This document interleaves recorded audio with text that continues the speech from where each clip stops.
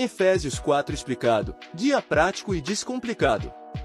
Você já tentou montar um móvel sem seguir o manual? Se sim, provavelmente sobrou um parafuso no final e você se perguntou, era importante? Pois é. Assim como um móvel tem seu manual, a vida cristã tem sua orientação, e Efésios 4 é um verdadeiro guia de montagem para viver de forma alinhada com o propósito de Deus. Neste capítulo, Paulo nos ensina sobre a importância da unidade na fé, o crescimento espiritual e o comportamento cristão no dia a dia. Ele nos mostra que a vida com Cristo não é uma jornada solitária, mas um caminho de maturidade compartilhada, onde cada um tem um papel no corpo de Cristo. Então, pegue sua Bíblia, sua xícara de café, ou suco, para os mais fitness, e vamos mergulhar em Efésios 4, versículo por versículo. Vamos aprender de forma leve e descontraída, mas sem perder a profundidade, tornando o estudo edificante e acessível para todos. Estamos estudando Efésios 4, versículo por versículo, e agora vamos começar com os versículos 1 ao 3. Rogo-vos, pois, eu, o prisioneiro do Senhor, que andeis de modo digno da vocação com que fostes chamados, com toda humildade e mansidão, com longanimidade, suportando-vos uns aos outros em amor, procurando guardar a unidade do Espírito pelo vínculo da paz. Paulo inicia este capítulo com um apelo forte e pessoal. Ele, como prisioneiro do Senhor, nos chama a viver de forma digna da vocação com que fomos chamados. Ou seja, ser cristão não é só um título bonito, mas uma responsabilidade diária. Se você foi chamado para seguir a Cristo, sua vida precisa refletir isso. Imagine um jogador de futebol entrando em campo de terno e gravata, completamente fora do contexto, não é? O mesmo acontece quando um cristão age de maneira incoerente com sua fé. Nossa identidade em Cristo precisa ser visível não apenas no que falamos, mas principalmente no que fazemos. E como viver essa vocação dignamente? Paulo já nos dá a receita: humildade, mansidão, paciência e amor. Essas não são apenas características bonitas para um quadro motivacional, mas atitudes essenciais para a vida cristã. Quando ele diz suportando-vos uns aos outros, não está sugerindo apenas que a gente tolere aquele irmão que testa nossa paciência, mas que a gente o ame genuinamente e o ajude a crescer espiritualmente. Afinal, dentro do corpo de Cristo, não há espaço para orgulho e divisão, a unidade deve ser preservada, e o laço que nos mantém unidos é a paz que vem do Espírito Santo. Então, antes de seguir para os próximos versículos, vale refletir: nossa vida tem demonstrado essa dignidade cristã? Estamos vivendo em humildade, paciência e amor, promovendo a unidade na igreja? Bora continuar o estudo com essa perspectiva em mente. Nos versículos 4 ao 6, Paulo deixa claro que somos um só corpo. Há um só corpo e um só Espírito, como também fostes chamados em uma só esperança da vossa vocação, há um só Senhor, uma só fé, um só batismo, um só Deus e Pai de todos, o qual é sobre todos, e por todos e em todos. Aqui, Paulo reforça um princípio essencial do cristianismo, a unidade. Ele não está apenas sugerindo que devemos nos dar bem, mas enfatizando uma realidade espiritual inegociável: somos um só corpo em Cristo. Não existe time A e time B no reino de Deus. O céu não tem arquibancada separada para diferentes denominações ou estilos de adoração. Somos um só povo, guiados por um só Espírito, vivendo em uma mesma esperança. E repare como Paulo repete a palavra um só corpo, um só Espírito, uma só esperança, um só Senhor, uma só fé, um só batismo, um só Deus e Pai de todos. Isso não é à toa. Ele está reforçando que não há espaço para divisões dentro do povo de Deus. Claro, podemos ter diferenças de opinião em detalhes teológicos ou na forma de culto, mas no que realmente importa, Cristo, a fé e a salvação, estamos juntos no mesmo propósito. Ou seja, nada de rivalidade gospel. Não faz sentido o crente brigando com crente, disputando quem tem a melhor doutrina, a igreja mais animada ou o louvor mais ungido. O foco é a unidade e a comunhão, porque a verdadeira fé nos une, não nos divide. Então, antes de qualquer discussão teológica acalorada, vale lembrar, estamos todos no mesmo barco, remando na mesma direção. E se Cristo é o nosso Senhor, devemos viver como um só povo, refletindo essa unidade no amor e no respeito mútuo. Agora, seguimos para os próximos versículos. Versículos 7 ao 10, cada um tem um dom único. Mas a graça foi dada a cada um de nós segundo a medida do dom de Cristo. Pelo que diz, subindo ao alto, levou cativo o cativeiro, e deu dons aos homens. Ora, isto, ele subiu, que é, senão que também antes tinha descido às partes mais baixas da terra. Aquele que desceu é também o mesmo que subiu acima de todos os céus, para cumprir todas as coisas. Aqui, Paulo nos ensina que Deus distribui dons espirituais de acordo com a vontade dele. Como um chefe que prepara um banquete especial, cada prato tem um propósito, e cada pessoa recebe aquilo que precisa para contribuir no reino. Ninguém fica de fora, todos têm algo a oferecer. Mas qual é o problema? Quando alguém quer usar o dom do outro ao invés de valorizar o seu próprio. Imagine um baterista tentando tocar violino no meio de um show, o resultado não seria nada harmonioso. O mesmo acontece quando tentamos exercer um chamado que não foi dado a nós.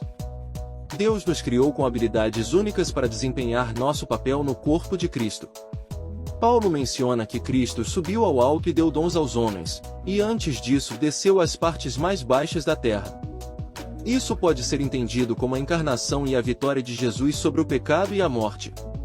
Ele desceu ao mundo para nos resgatar e, ao vencer, distribuiu dons aos seus seguidores. Ou seja, esses dons não são apenas talentos naturais, mas bênçãos espirituais concedidas por Cristo para a edificação da igreja.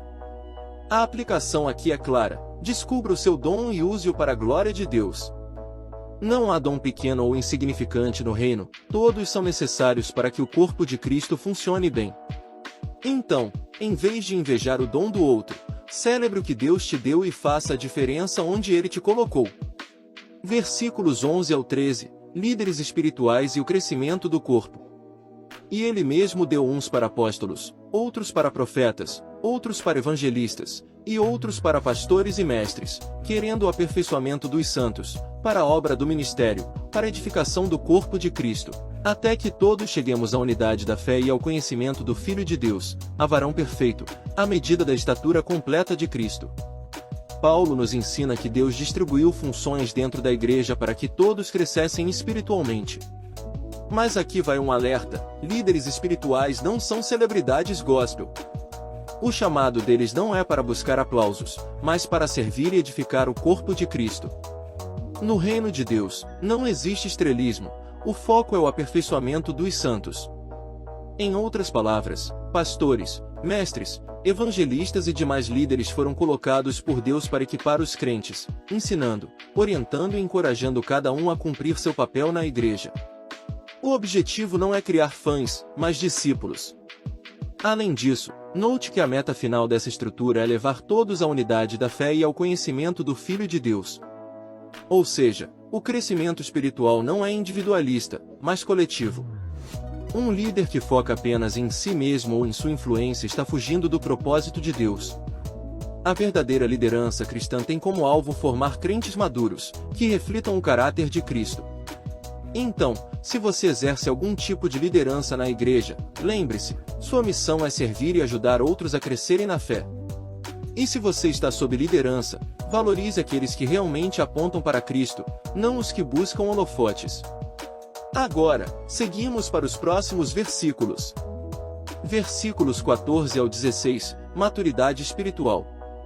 Para que não sejamos mais como meninos, levados em roda por todo o vento de doutrina, pelo engano dos homens que com astúcia enganam fraudulosamente. Antes, seguindo a verdade em amor, cresçamos em tudo naquele que é a cabeça, Cristo, do qual todo o corpo, bem ajustado e ligado pelo auxílio de todas as juntas, segundo a justa operação de cada parte, efetua o seu crescimento para edificação de si mesmo em amor. Aqui, Paulo nos dá um puxão de orelha amoroso: precisamos amadurecer espiritualmente. Um cristão imaturo é como uma criança que acredita em qualquer história que ouve. Ele é facilmente influenciado por qualquer vento de doutrina, ou seja, qualquer nova moda teológica ou ensino raso que aparece. Ou seja, chega de modismo espiritual. Não dá para basear a fé apenas no que está em alta no momento. Algumas pessoas correm atrás de novidades sem nem conferir se aquilo está alinhado com a palavra de Deus. Resultado? Muitos acabam sendo enganados por líderes mal-intencionados ou doutrinas distorcidas. Paulo nos dá a solução: seguir a verdade em amor e crescer em Cristo. O crescimento espiritual não acontece da noite para o dia e não vem apenas de emoções passageiras. Ele exige compromisso com a palavra, vida de oração e comunhão com a igreja. Além disso, Paulo reforça que estamos conectados como um corpo, onde cada um tem um papel essencial. Se todos estiverem bem ajustados e funcionando corretamente, a igreja cresce de forma saudável, firmada na verdade e no amor.